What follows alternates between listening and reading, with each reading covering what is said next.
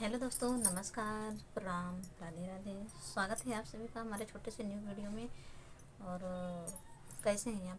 उम्मीद करती हूँ कि आप लोग ठीक ही होंगे। और हम एक छोटा सा बहुत प्यारा सोहर गीत प्रस्तुत करने जा रहे हैं। आप सभी को कैसा लगेगा कमेंट बॉक्स में आप लोग ज़रूर बताइएगा। हमारा वीडियो अच्छा लगे तो वीडियो को हमारे लाइक शेयर सब्सक्राइब ज़रूर कीजिएगा।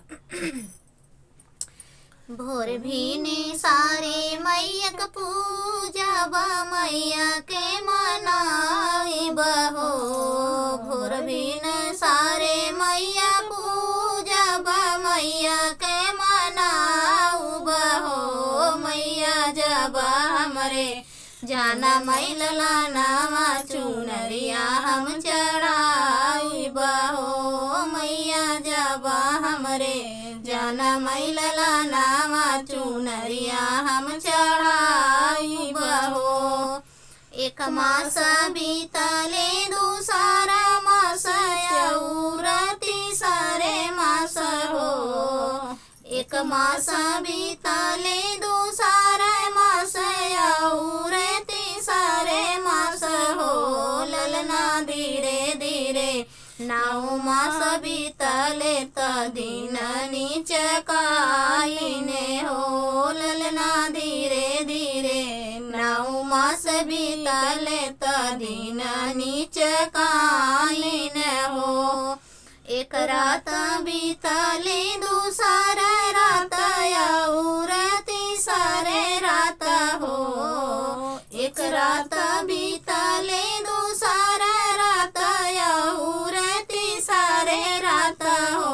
ललना आधी रात ललना जनम ले महलिया उठै सोहर हो। ललना आधी रात ललना जनम ले महलिया उठै सोहर हो। भीतरा से निकरी है बहुअर त सासू से अरज करई हो।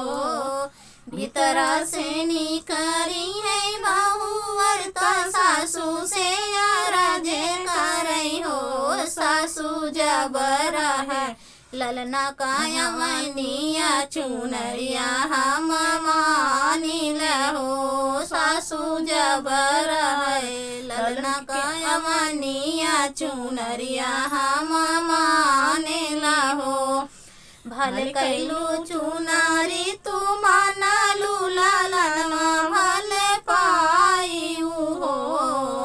भल कैलू चुनारी तू मानलू ललनवा भल पायू हो।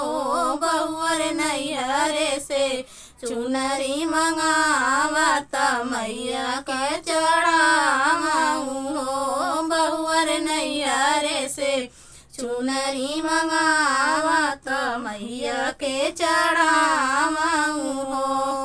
मोर पीछवरवा नौआ त नौआ के बोलावाई हो। मोर पीछवरवा नौआ त नौआ के बोलावाऊ हो। नौआ नैहरे के खबर जनावा चुनरिया लैके आवाऊ हो। नौआ नैहरे में खबर जनावा चुनरिया लैके आवाऊ हो। आगे आगे आए बीरन भैया त पीछवा भाती जवाई हो। आगे आगे आए बीरन भैया त पीछवा भाती जवाई हो। ललना ते ही पीछे आवे भौजी रानी त हाथ चुनरिया लिहले हो। ललना पीते ही पीछे आवे भौजी रानी त हाथ चुनरिया लिहले हो। भोर भीन सारे मैया पूजा बा, मैया के मनाई बहो। भोर भीन सारे मैया पूजा बा, मैया के मनाई बहो। मैया जबा हमरे जाना मैला नावा चुनरिया हम चढ़ाई बहो। मैया जब हमरे जनम लला नावा चुनरिया हम चढ़ाइब